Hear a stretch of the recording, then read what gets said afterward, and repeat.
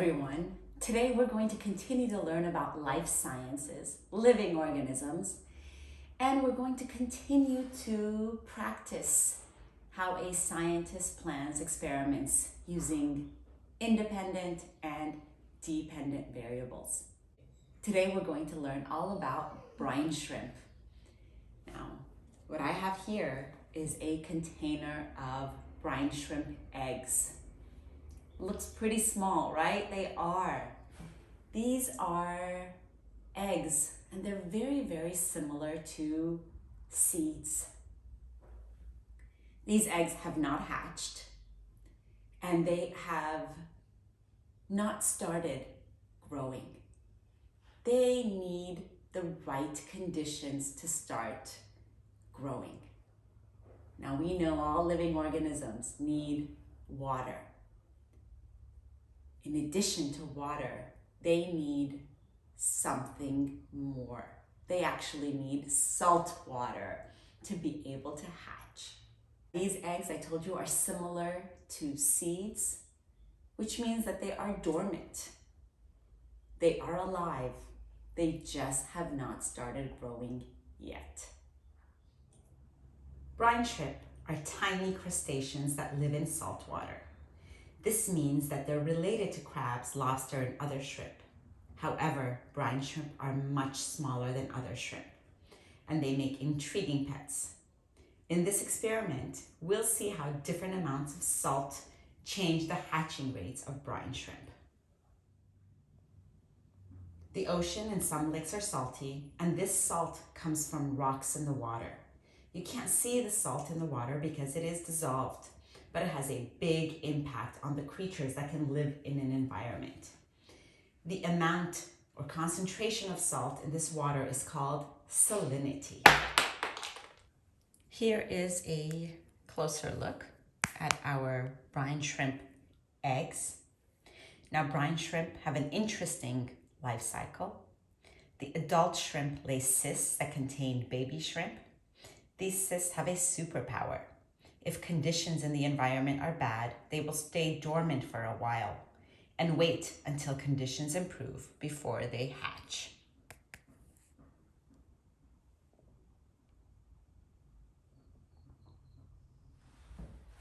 Now, as scientists, we have a question to ask.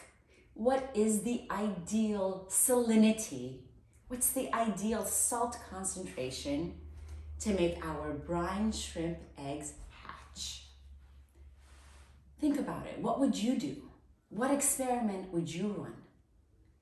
What would be your independent variable? What would be your dependent variable?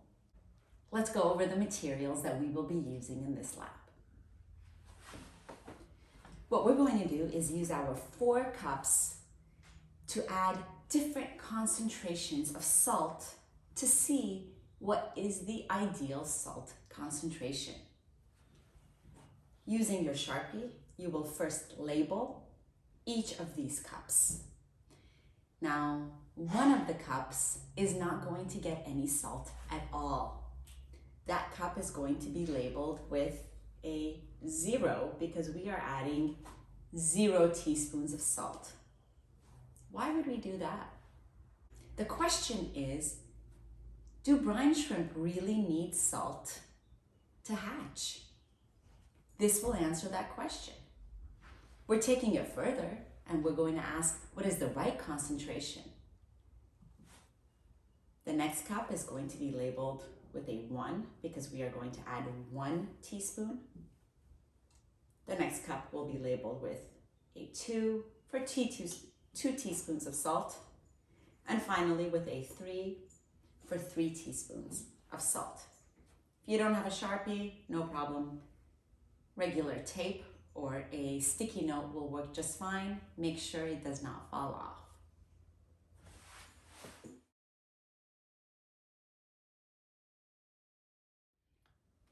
The first thing I'm going to do is measure 150 milliliters of water and add it to each of my 4 cups. So far, everything is staying the same. Each cup is getting the same amount of water.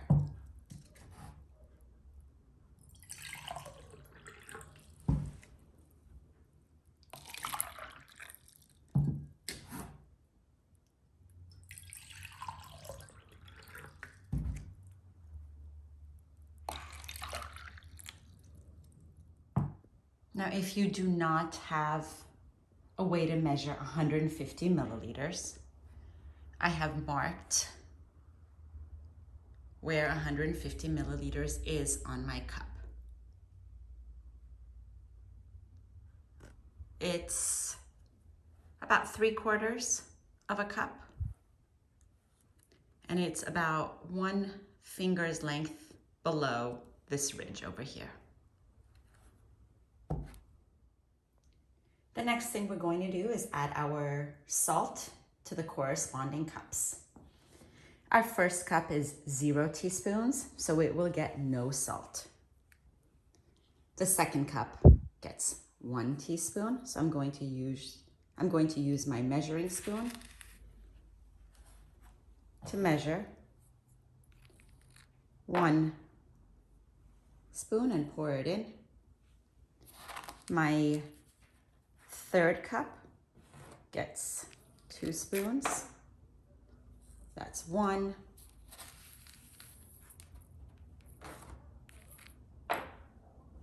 And 2.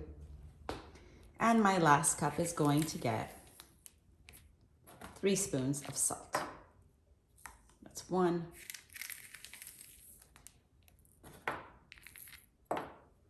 2.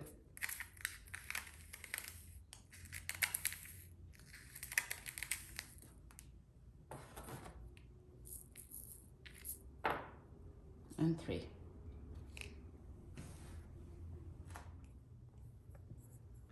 Using my popsicle stick, I'm going to stir all 3 cups until all of the salt has completely dissolved.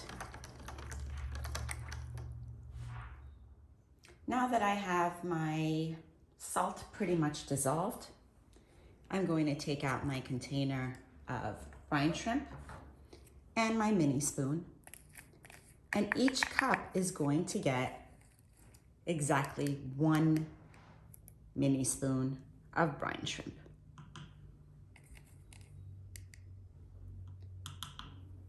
Again, making sure my cups are exactly the same, except for the one variable that we are changing.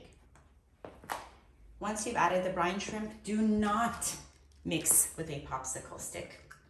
The shrimp will stick to the popsicle stick and not give us accurate results. But now what you will do is place your caps very carefully onto the cups, close them, make sure they seal properly, and you will store these for about 48 to 72 hours. And then we will come back and re-examine and see which salt concentration was ideal for brine shrimp growth. Now, while we're waiting for our results, let's do a quick review of what we did. We had 4 cups. All 4 cups got the same exact amount of water. All 4 cups also got the same amount of brine shrimp. We put 1 mini spoon in there. 150 milliliters of water, exactly the same. 1 mini spoon of shrimp, all the same. What is our independent variable here? What is the one thing that is different in all 4 cups? That's right, the amount of salt we added. The independent variable here is our salt concentration. 0 teaspoons, 1 teaspoon, 2 teaspoons, 3 teaspoons. We're trying to find the ideal salinity, the ideal concentration for our brine shrimp to hatch.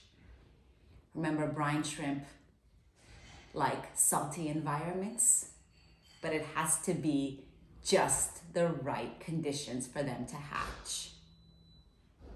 We're going to leave these cups undisturbed for about at least 48 hours to 72 hours. And we'll come back and look again and see which cup had the most ideal growth, which one had the most shrimp eggs hatch. And that is what we call our dependent variable, our results. Independent variable, salt concentration. Dependent variable, number of eggs hatched. Here are our 4 cups, 72 hours later. Let's take a closer look.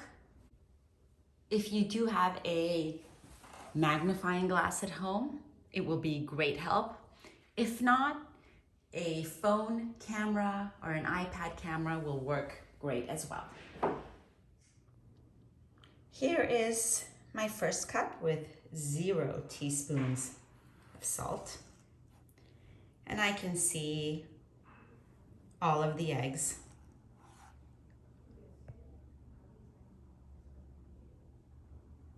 Still floating at the top.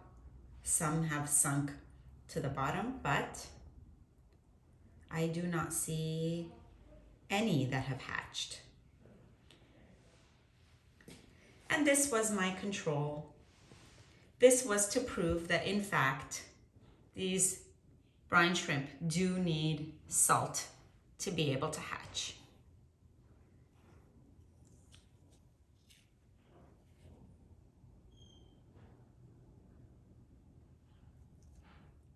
Let's take a look at our cup number 2. This is with 1 teaspoon of salt. Well, I can see it. Can you? Can you see all that activity, all those little shrimp moving around? Going to zoom in a little bit. There is a lot of shrimp eggs that have hatched here. There's still some that have not quite hatched, but this is a lot. Let's look at it from the side. Taking a closer look. I told you, these are small, but you can see them swimming. They definitely have hatched in the 1 teaspoon. Now what we have to see is, are there more that have hatched in the 2 or the 3 teaspoon? Pretty cool. Let's take a look at our 3rd cup with 2 teaspoons of salt. And I see eggs that have hatched here too. Oh yeah. Swimming around all over.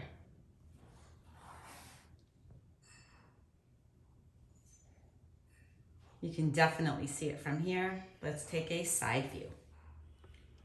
Taking a look from the side at our cup. So many air bubbles on the side, but look at that. Do you see all the brine shrimp here that have hatched? There are a ton more here than there were in the first. It is quite obvious. Wow, look at that.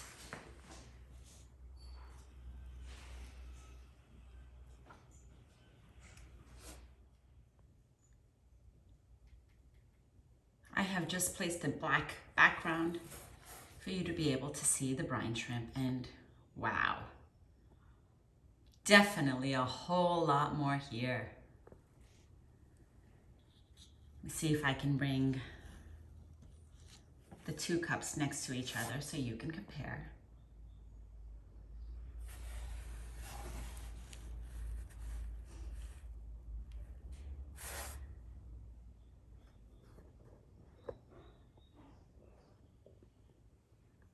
Definitely a whole lot more have hatched in 2 teaspoons of salt. And here is our last cup, the one with 3 teaspoons of salt. Looking at the top, I actually don't see any that have hatched. Let's take a side view. And here is my cup, and my results are, oh, I see one. Ha! There is one brine shrimp that has hatched here. Can you see this one moving around?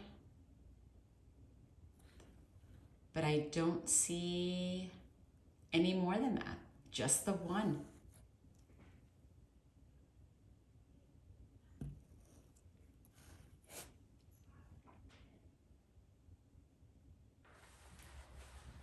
Today's lab, we were trying to hatch brine shrimp eggs in the right saltwater concentration. We did an experiment where we had 4 cups. Each of these cups had a different concentration of salt. The first cup had 0 salt added. Second cup had 1 teaspoon, third cup had 2 teaspoons, and our last cup had 3 teaspoons. The independent variable here was the salt. That was the one thing that was different between each of these labs. The water was the same. The amount of eggs that we added were also the same. Now, did we answer the question? What is the right salinity to be able to hatch these eggs? Was it 0? No. Was it 3? No.